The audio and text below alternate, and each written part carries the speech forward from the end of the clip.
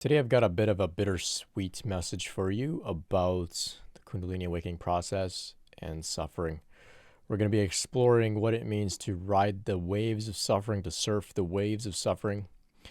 And I want to try and dispel some myths around this idea that once you go through Kundalini awakening, you quote unquote come out on the other side, whatever that means, and you'll be, free from suffering for the rest of your life.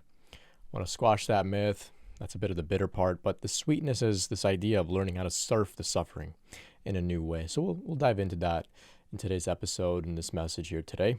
You can visit brentspirit.com for more free content, ebooks, audiobooks. I've also got some courses coming out, really diving deep into Kundalini awakening, really diving deep into what it means to embody and ground your spiritual awakening, to integrate it into your life, as opposed to just having it being, a sort of philosophical thing up in your head, or as opposed to just being, running around like a chicken with their head cut off, not knowing what to do with all of this spiritual awakening that's happening to you. So I'm going to have some interesting courses coming out.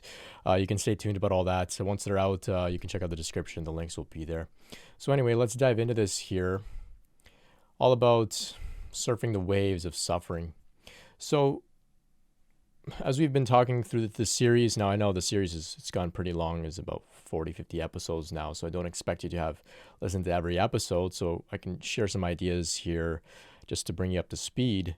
We talk about Kundalini awakening. This energy awakens, and it begins to purify us, and as it purifies us, we experience all sorts of bottled up tension. You can call it trauma, you can call it samskaras, conditioning, karma, things that we've lodged within our psyche, suppressed emotions. Sometimes it's physical illnesses begin to sort of surface that have kind of been laying dormant within our system. Maybe it's an autoimmune condition. Maybe it's, what we might call mental illness, depression, anxiety, insomnia. All of these things can start to arise during this, purification process. It's kind of like Kundalini awakens. It begins to move through our spine, through our chakras, through our system, and it starts to push all of the junk up to the surface.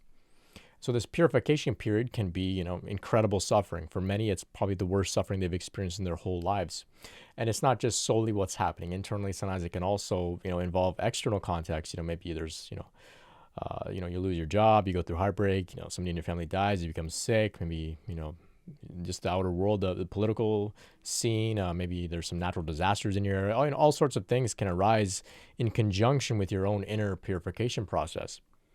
And so there's many out there that are going through this, what I would call the purification process.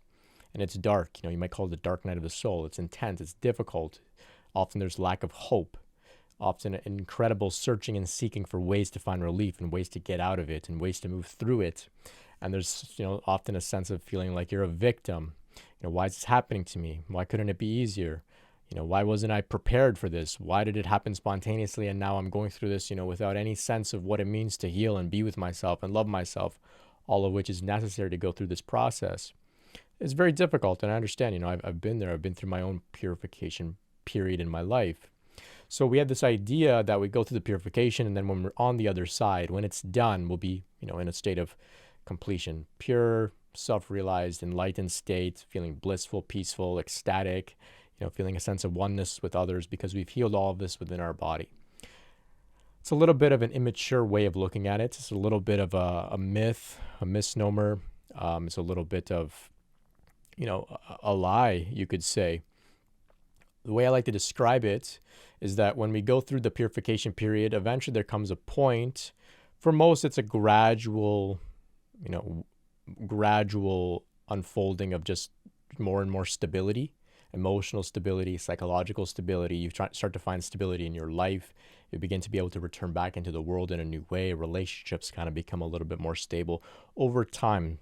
So the purification period kind of fades out slowly for most. For some, there's a great interview I have on my channel here with Tawny Todd. She describes many periods of her life where she went through suffering and purification, but there's one experience she said she was having a really dark purification period.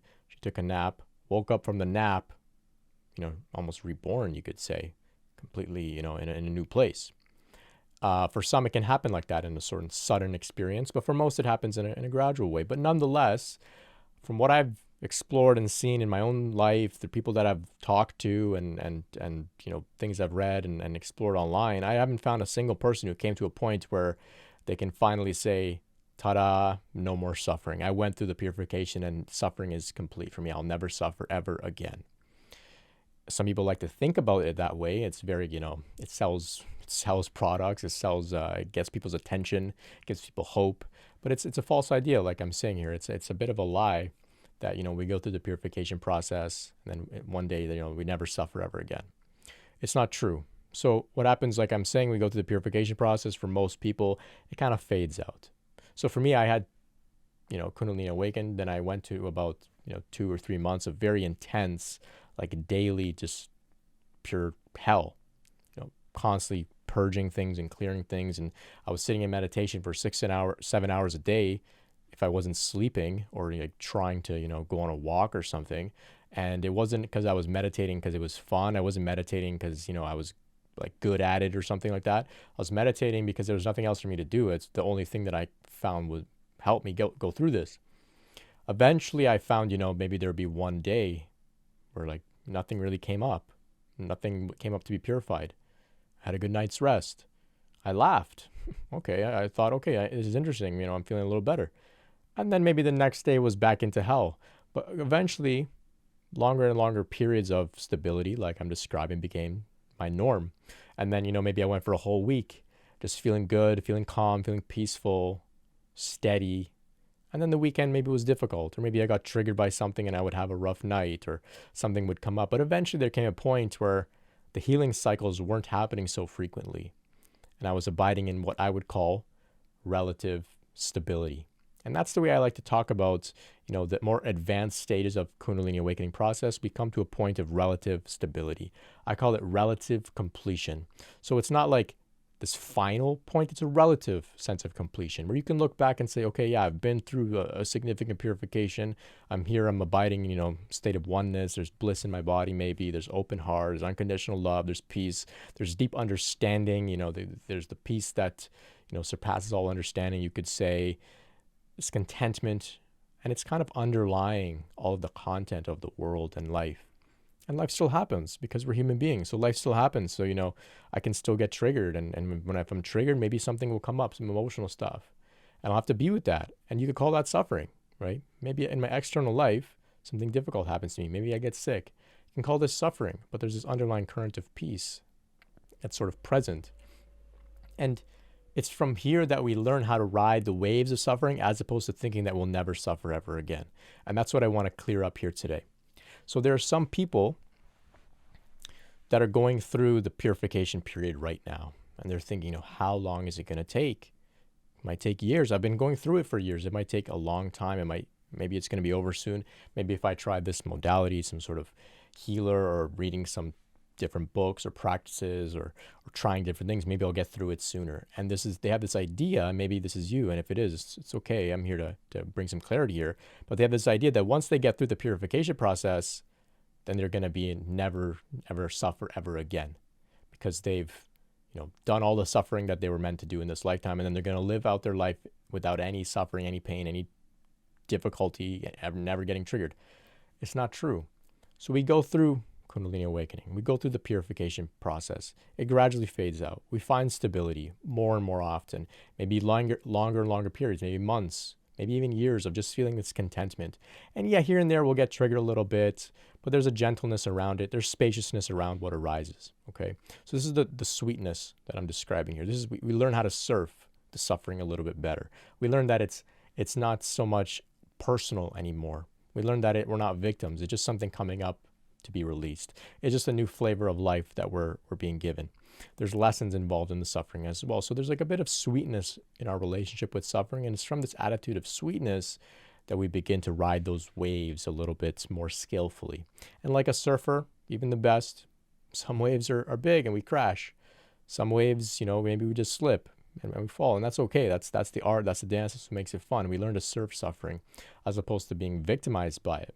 So even in my life, I can say that I reached relative stability, relative completion of Kundalini process a few years ago at age 27, around the time where I began to do this work. But a 27-year-old, I'm young, right? Even right now, I'm 30. I'm still young. Moving forward, I look in my life into the future. Not that I can see specific things, but I see pain. I see heartbreak and suffering and grief. You know, people in my life are going to die. People in my life have died, and it's hurt me, right? And even though even though I went through Kundalini awakening, I went through the purification period. I had my dark night. Still life happens, and still with those things that happen, there will be suffering.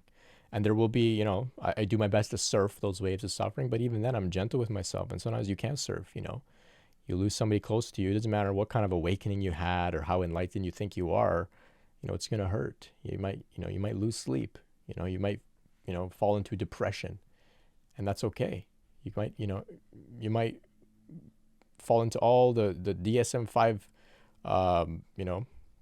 indicators of depression or anxiety or some sort of, mental illness, you could say. And just because you're awakened with Kundalini and all this kind of stuff doesn't mean that you'll never experience these things. It just means that hopefully your attitude towards these things shift. So, we can look around at others in our lives. Like I'm just talking about myself, I'm young. Of course, I'm going to experience difficulty in my life. Of course, it's not like I'm saying, just because I went through Kundalini awakening, now my life is just going to be like this, fairy tale. No, there's still going to be hardship. I mean, I've had like great sickness come to me even after I reached quote unquote relative stability. Like really bad sickness would come and it'd be difficult. There was times where I was so sick, I just wanted to give up and die, and difficult things. This is how it happens. But even during those periods, there was a feeling of being very close to God, because I knew that I was never, really separate from God at this point. That's what I mean by, when we go through Kundalini awakening, we come to a point of feeling oneness, and this oneness with God, even through suffering. Okay. So I just want to snap people out of this idea that, once they go through their purification, never suffer ever again. Because there's a lot of people going through purification that are trying to get out of it to a point where they'll never suffer again, right? So maybe it isn't about getting out of this purification cycle that you're in. Maybe it's about recognizing that it's about surfing as opposed to getting out of it completely. So maybe if you learn to surf, then you'll maybe stop being feeling like such a victim to what's happening to you. And when you learn to surf, then paradoxically, that's when you're able to get a little bit of breathing room around suffering. Maybe that's what it's really about here, as opposed to thinking, I'm going through the dark night of the soul. I need to get through it. Maybe you need to learn how to surf through it. And then when you're surfing, it doesn't matter so much that you're in a purification period. It's just part of life, right? And we can look around and we see these things, right? Ram Dass, one of my favorite spiritual teachers, had a Kundalini awakening. Doesn't talk about it too much, but definitely had a Kundalini awakening. Towards the later years in his life, he experienced a stroke. He talks about it in a very spiritual way, about the grace that he got through having this experience. But, you could argue that there was suffering there. He had to learn how to, I think he learned how to walk again, and he lost his ability to speak. And he's, an incredible speaker, maybe one of the greatest speakers of our time. And he lost that ability. And, I can't say for sure, but, maybe there was some grief around these things, right? It's a new type of suffering, but there was also some grace around the suffering as well that he went through it. So if you think that you're going to go through your Kundalini awakening, or I can use myself as an example, if I think I'm going to go through Kundalini awakening, 27 years old, I reach relative completion, I've given very clear messaging that, I've stabilized, you could say. And I think that I'll never experience difficulty. I could have a stroke. I could, become paralyzed or, go through something difficult. Other people in my life can go through that, and that would bring me, great suffering as well. And I mean, we have an example here, we look at Ram Dass. He experienced these things as well, right? And so it's not about coming through our purification period to a point where we never suffer. Ram Dass went through his periods of purification as well, and still later in his life, he experienced difficulty, right? We're all going to get sick. We're all going to die. And that sickness, the death, doesn't matter how awakened you are. It might be uncomfortable. It might be painful. There might be suffering there, you could say, okay? We're all going to have death. We're all going to have loss. This is part of life. So awakening isn't about somehow getting above these things. It's not about somehow completely transcending these things, It's really not. It's about learning how to surf those waves as they come. And surfing doesn't have to be perfect. You're not going to be a perfect surfer at the same time. Even still, just to squash this idea more about awakening, spiritual awakening in general, enlightenment, self-realization, Kundalini awakening, bringing you to a point where you'll never suffer again. I mean, you can argue that you might suffer more than anybody, more than the average person, because your heart is open, right? You're willing to feel any emotion that might pass through your body. The protective mechanisms of surrender, of suppression, of avoidance, of, being able to check out, dissociate, if you're embodied, all of that is just, you don't really engage in those escapist defense mechanisms anymore, and you feel everything fully, right? Suffering moves through your body in like a very intense way because there's little, resistance around it, right? And so you might sit in meditation and feel like the emotions without any resistance, and it's very painful. It's suffering. It's not easy, right? And that's what, like, having an open heart might mean. It doesn't mean that you'll never experience, anything difficult. I mean, what good is an open heart if nothing can move through that heart, right? So it's something to consider.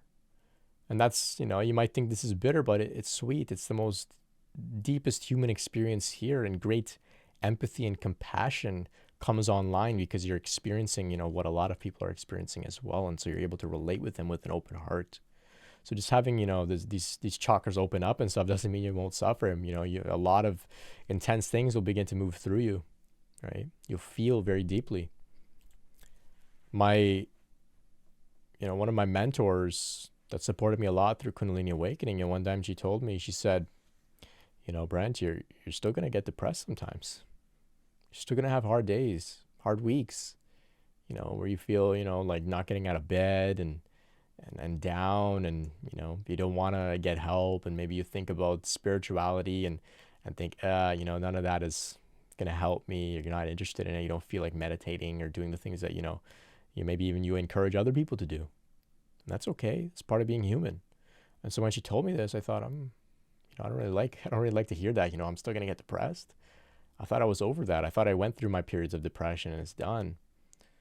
But she said, no, I mean, we all will experience these things. If somebody close to you dies, even though they're eternal, even though they're immortal, and, it's just their body that died and whatever, it doesn't mean that you won't, grieve. It doesn't mean that you won't cry and feel hurt and long for them to return and maybe have regrets about things you did or didn't do in their relationship, and all of that might come.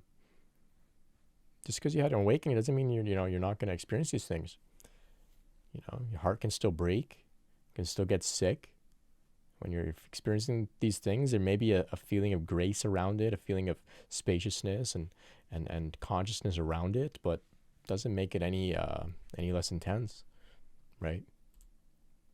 And this same mentor, I a few years later, I watched her go through her own dark periods as well, and it was very humbling for me. It's just, this is where some of this message is coming from. I've seen it with my own eyes, very advanced, evolved people going through darkness, right? And so I'm sharing this with you to let you know, if you're in a purification period and you're trying to escape, you're trying to get to the other side, you're trying to be patient, you're wondering, why does it have to take so long? Why does it have to take so long? Maybe this is just life, and maybe you're not ever going to get out of this purification period per se. Maybe you're being asked to stop hoping for the end of suffering at some point in the future, and instead to just come into this moment, and instead of letting the waves just like destroy you over and over again, maybe you're asked to maybe learn how to surf a little bit. And from learning how to surf, then maybe you can find a little bit more stability.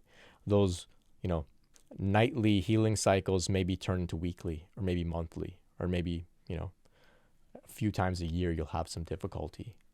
Or maybe not. Maybe you're just a very open, sensitive, emotional person here that's, meant to really feel everything.